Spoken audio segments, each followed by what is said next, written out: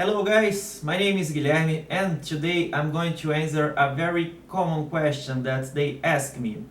If we, air traffic controllers, have to speak English? The answer is yes, we have to, but not exactly this English I'm talking right now. We mostly use just the standard phraseology. But what is it? Então é isso aí, pessoal. A gente precisa falar inglês, só que a parte boa é que na maioria das vezes a gente usa somente a fraseologia padrão. E o que é isso? Vamos consultar aqui a MCA 116, que é o manual do Comando da Aeronáutica de fraseologia de tráfego aéreo. Então, pessoal, a gente não precisa saber falar um vocabulário muito extenso que foge da fraseologia inglesa, porque na maioria das vezes tudo que a gente precisar falar vai estar escrito aqui no Manual do Comando da Aeronáutica 116. Então, por exemplo, uma autorização de táxi, vamos pesquisar aqui. Então, por exemplo, TAM 3220 no solo 02, após livrar, chame o solo, hino 21 no decimal 9.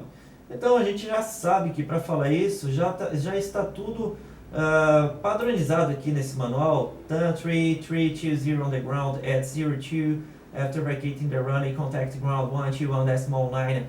Então, pessoal, a gente, na maioria das vezes, só vai trocar essa matrícula por outra, né?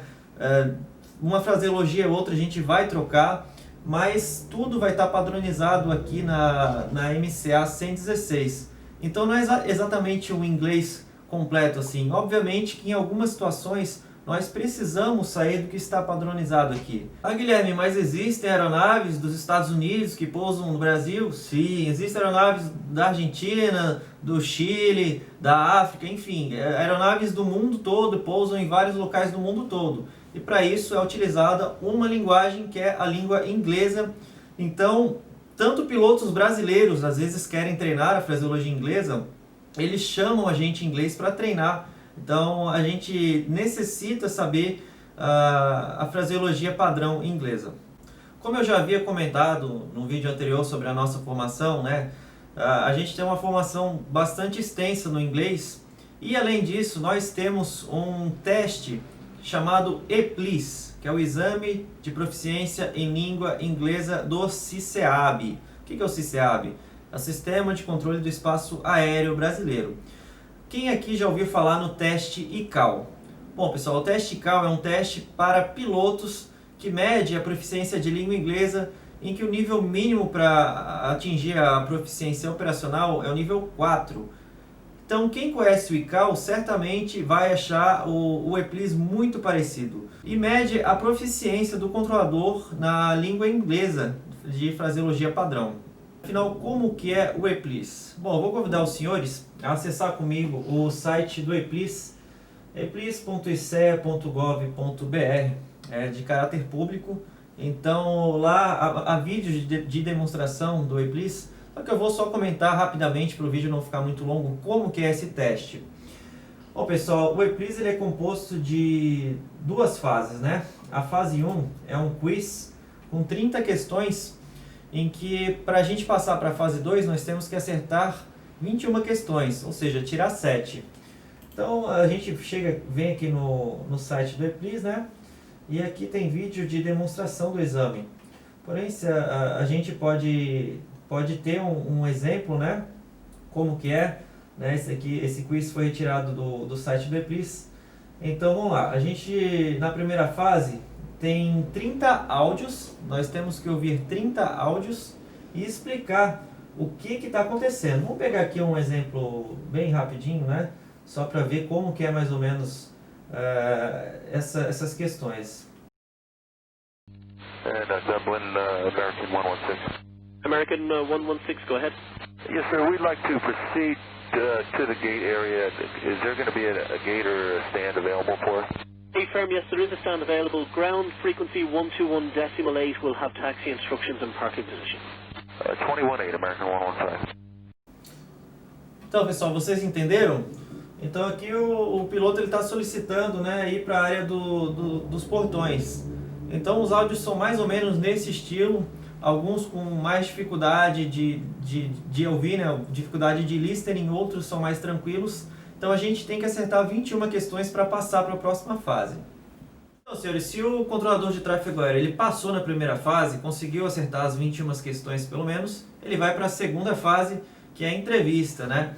Essa fase ela é presencial com um avaliador, né, já designado pelo DCER, que é o Departamento de Controle do Espaço Aéreo, e é totalmente em inglês, desde o momento que você entra na sala para falar com o avaliador até a hora que você sai. Eu vou explicar rapidamente como que é essa segunda fase, mas novamente lembrando que vocês podem acessar aqui no site do EPLIS os vídeos de demonstração do exame, que vai ser mais fácil. Mas vamos lá. Então a gente tem a parte 1, que é a interview, que são algumas perguntas em inglês, obviamente a resposta é em inglês, que são de fácil resposta, né? When did you start your career and why? Aí você vai falando quem é você, como que começou sua carreira, é mais para relaxar, para tirar o nervosismo do candidato, né? Então, depois tem a parte 2, situations. Então, o avaliador ele vai dar 10 situações em que o candidato, né, do EPLIS, ele vai ter que explicar aquela situação em outras palavras, né, parafrasear e dar uma sugestão. Então, por exemplo, aqui, situations. 1. There are a flock of birds flying in the vicinity of the airport. Aqui está falando, né, que tem um bando de pássaros voando, daí eu tenho que falar em inglês com outras palavras, o que está acontecendo e dar uma sugestão. Né? Sei lá, espantar os pássaros, matar os pássaros, enfim, né? Na hora a gente tem que dar uma sugestão. Então tem bastante de situações, são 10 situações. Então, pessoal, a terceira parte ela é um pouquinho mais difícil, são 4 perguntas, só que são perguntas que não são pessoais, né? Você vai ter que dar uma opinião. Então, vamos lá, Part 3, Questions about Aviation. Vamos pegar essa letra Charlie aqui. Do you think that computers will replace air traffic controllers in the future? Why? Why not? Bom, é uma pergunta mais complicada, né? Você vai ter que explicar, dar sua opinião. E depois, a última parte, a famosa Describe the Picture. O que é Describe the Picture? Bom, a avaliadora ela vai apresentar uma imagem para a gente, né? Por exemplo, a imagem aqui desse helicóptero, é um Black Hawk, né? da Força Aérea Brasileira. Lá atrás, ao que me parece, é um T-25, um Tucano. Bom, ela vai mostrar essa imagem, de segundo que eu achei aqui, né? A gente vai ter 15 segundos para observar essa imagem, e depois teremos 60 segundos para descrever tudo que tem na foto. Tem que ser bem detalhista, porque é nessa fase que o avaliador ele vai avaliar a nossa capacidade de descrição de fotos, né, de vocabulário, de interação, né? E depois disso, pessoal, a gente tem mais 30 segundos para organizar uma história relacionada à imagem e 90 segundos para contar. Então, gente, a gente vai ter uma imagem na nossa frente, vai ter que criar uma história em inglês e contar. É bem dinâmico esse teste.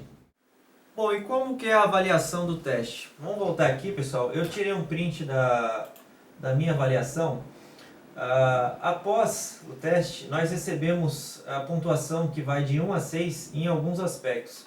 Bom, gente, eu dei o print aqui só para apagar o meu CPF, tá? Mas só para lembrar que isso aqui eu retirei do meu cadastro lá do EPLIS. Então a gente tem uma avaliação que vai de 1 ao 6. Então tá aqui, o ano que eu fiz o meu EPLIS, né? 2018. Eu acertei 24 das 30 questões, tirei nota 8, habilitado para a fase 2. Na fase 2 foram avaliados os seguintes aspectos: pronúncia, estrutura, vocabulário, fluência, compreensão, interação e aqui o meu nível final.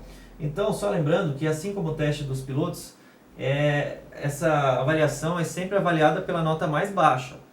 Então vai de 1 a 6. Então, por exemplo, eu tirei 6 em pronúncia, 6 em estrutura, 6 em vocabulário, 6 em influência, 6 em compreensão, mais interação eu tirei 3. Então a minha nota final vai ser 3. Então eu não vou conseguir alcançar a proficiência mínima, que é 4. Então no ano de 2018 eu consegui a proficiência 4, né? Proficiência válida. E aqui está a validade dela até 2021. Então, pessoal, assim como o teste do ICAO dos pilotos, né? O EPLIS ele também tem uma validade de acordo com o nível que você conseguir. Então a gente vai consultar aqui a MCA 37225, que que é o Manual dos Requisitos de Proficiência em Inglês Aeronáutico. Também está disponível lá no site do EPLIS para os senhores consultarem. A gente checa a validade aqui no item 6.10. Bom, então quem obtiver a qualificação nível 4 vai ter que realizar a cada 3 anos, a nível 5 a cada 6 anos, e quem conseguir a nível 6, tirar a nota máxima no EPLIS, nunca mais vai precisar fazer o EPLIS, a não ser que o DSEA determine que seja feita a nova avaliação desses profissionais, mas por padrão, nunca mais o candidato vai precisar realizar o EPLIS, ou seja, nunca mais vai ser candidato. Então é isso aí, pessoal. Aquela pergunta lá do início do vídeo, o inglês é importante para o controlador de tráfego aéreo? Sim, de suma importância.